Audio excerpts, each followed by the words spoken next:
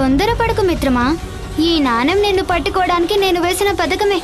అష్ట కష్టాలు పడి పట్టుకున్నాం నేను. ఏ కష్టమూ లేకుండా వదిలేస్తామనుకుంటే ఎలా చెప్పు? ఏం అర్థమైందా లోభా?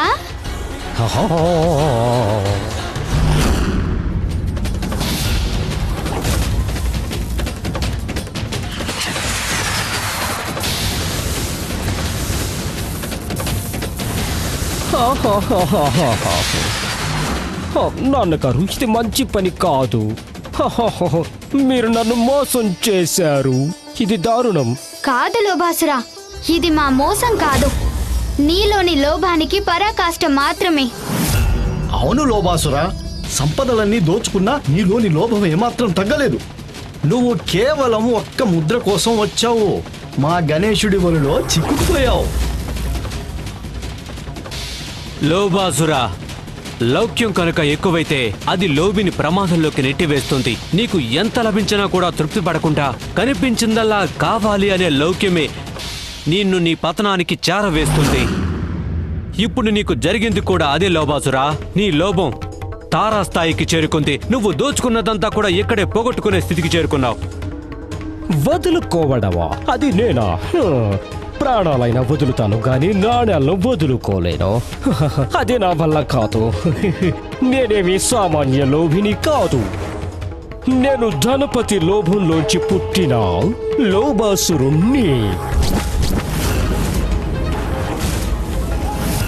మహాదేవపుత్ర కార్తికేయ, మీరు వెనక్కి తీసుకోగలిగింది కేవలం నా చేతిలో ఉన్నది మాత్రమే.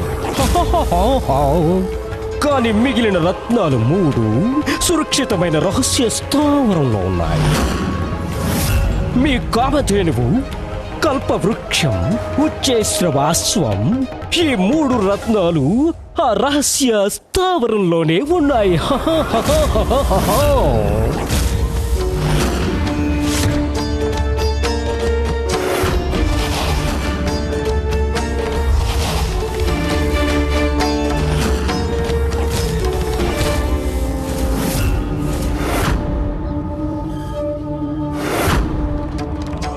ఈ 3 వారి వారి ఆయుధాన్ని ధరించారంటే వాళ్ళు నన్ను గాయపరుస్తారు.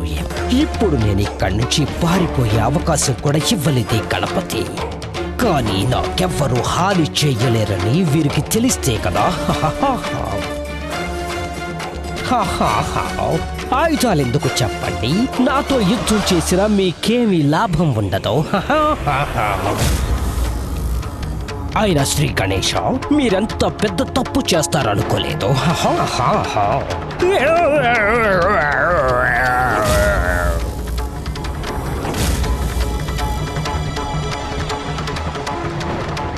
నేను మహాదేవుడి వరం పొందిన వాడిని.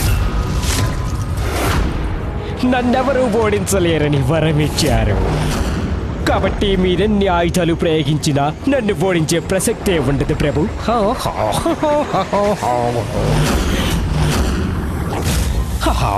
మీ నాన్నగారు ఇచ్చిన వరం ఉన్నవాడిని ఆ మహాదేవుడి పుత్రులు నిర్వీర్యం చేయకూడదు కదా.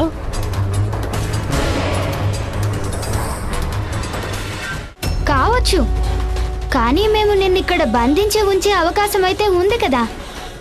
అందువల్ల నువ్వు మా మాత కామధేనువు, దివ్య కల్పవృక్షము, ఉచ్చేశ్రవాలను విడిపించేదాకా వదిలిపెట్టము. వదిలిపెట్టరా? నన్ను ఇక్కడ బంధిస్తారా, అక్కడ బంధిస్తారా? ఎక్కడ బంధించినా నాకేమీ బాధ లేదు. అయితే నాకు చిన్న అనుమానం. మీరు నన్ను ఇక్కడ బంధిస్తే నేను వాటిని ఎందుకు వదిలేస్తానో చెప్పండి. అయినా నేను లేకుండా మీరు ఆ రహస్య స్థావరాన్ని చేరుకోలేరు. అవి మీకు దొరకవు.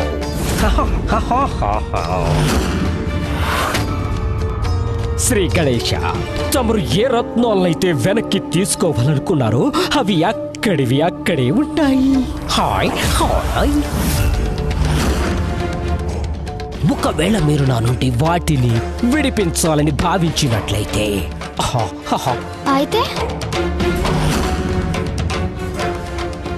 మనం ఒక పోటీ పెట్టుకుందాం. అందులో మీరు విజయం సాధిస్తే నేను దాచుకున్నవన్నీ మీకు తిరిగిచ్చేస్తాను.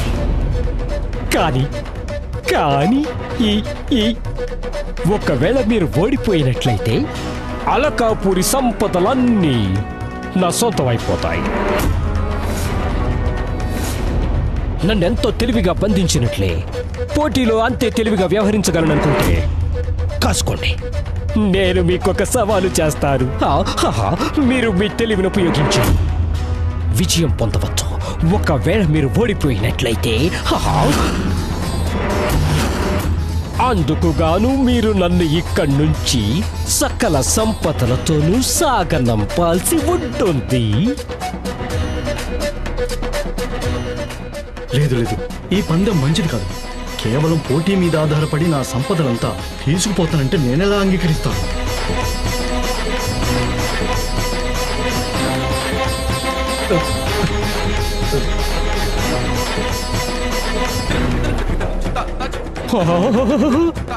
ఒకవేళ మీరు 3 పొదుపు కథలను విప్పగలిగితే మీరు కోరుకున్నది మీకు లభిస్తుంది స్వామి. మీరు నన్ను గెలుచుకున్నట్లవుతుంది ప్రభు. అప్పుడు నేను మీ రత్నాలన్నీ తిరిగి ఇచ్చేస్తాను.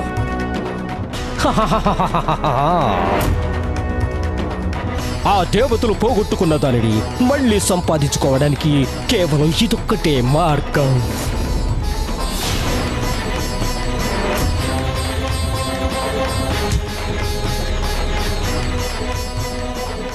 ఏం చేస్తారు చిత్ర గణేశ? మీకు నా ప్రతిపాదనకి అంగీకరిస్తారుగా? 3 పొడుపు కథలు విప్పండి, గెలుపు సాధించండి, మీరు కోరుకున్నవి ఆనందంగా తీసుకెళ్ళండి.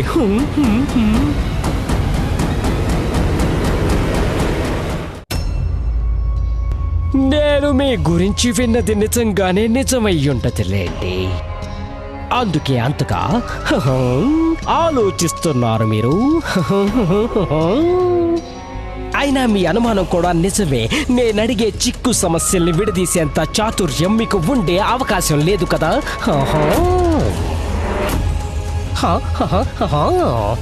నీ మాటల్ని నమ్మమంటావా? నీ పొడుపు కథలు విప్పితే మాకు నీ స్థావరం చేరే అవకాశం ఉంది కదా. నువ్వు దొంగలించినవన్నీ తిరిగి ఇస్తావు కదా. నువ్వు అలకాపురి సంపదలని, స్వర్గంలోని మాత కామధేనువు, దివ్య కల్పవృక్షం, ఉచ్చైశ్రవాలను నాకు తిరిగి ఇచ్చేస్తావు కదా. మాట తప్పరని మీకు తెలిసిందేగా. ఈ లోబాసురుడు వాగ్దానం చేస్తే తీరుకుంటతో. కానీ శ్రీ గణేశ, మీరు మరోసారి ఆలోచించుకోవడం మంచిది.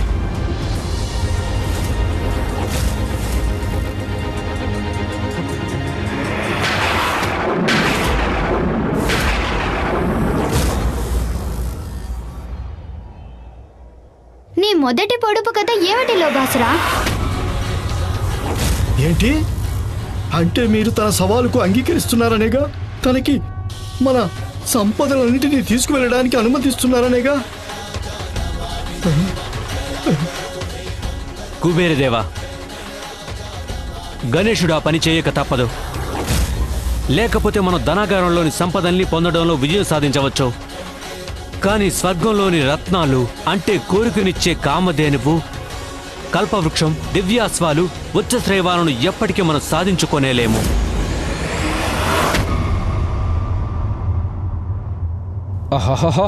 పితృదేవా, మహాదేవ పుత్రుడు అన్ని విధాలా ఆలోచించే చెప్తున్నారు. ఒకవేళ లోబాసురుడు ఇక్కడి నుంచి బయటికి వెళితే మళ్ళీ పట్టుకోవడం కష్టం కాదు. అసంభవమే, అసంభవమే, అసంభవమే. ఎందుకంటే నేను నా కోసం, నా సంపదల కోసం ఒక రహస్య స్థావరాన్ని రూపొందించుకున్నాను. పిసినారులందరిలోనూ ఉండే ప్రత్యేకత ఇదే కుబేరదేవా. వారు ధనాన్ని ఎంతో ప్రాణంగా దాచుకుంటారు. అందువల్ల మనకిప్పుడు ఈయన సవాలుకు అంగీకరించక తప్పదు. మరో మార్గం అంటూ ఏమీ లేదు కదా. ఎంతైనా ఇంకా ఏమాత్రమూ ఆలస్యం చేయవద్దు. వెంటనే అడగండి మీ పొడుపు కదా.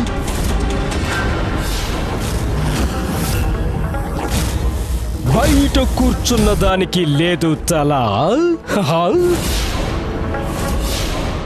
బయట కూర్చున్న దానికి లేదు తల, తనే చెప్పగలదు నా కథ.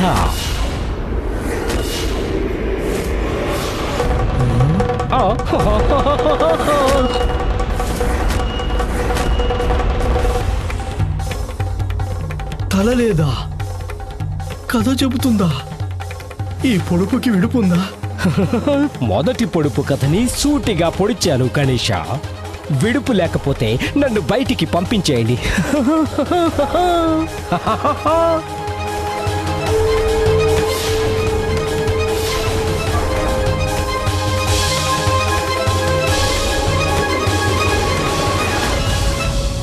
లోభమనేది చిల్లు కడవలాంటిది. ఎన్ని నీళ్లు పోసినా దానిని ఎవ్వరూ నింపలేరు. చూడు గణేష, ఒకవేళ మనం తన యొక్క పొడుపు కథలకి విడుపులు కనిపెట్టినప్పటికీ కూడా తను ఇచ్చిన వాటిని నిలబెట్టుకోకపోతే ఎలా? అసురుడు కదన్నయ్య, తనకి అబద్ధాలు ఆడటం సహజ లక్షణం. ఒకవేళ తన పొడుపు కథని విప్పినట్టయితే తన అనుభవాల ఆధారంగా నీ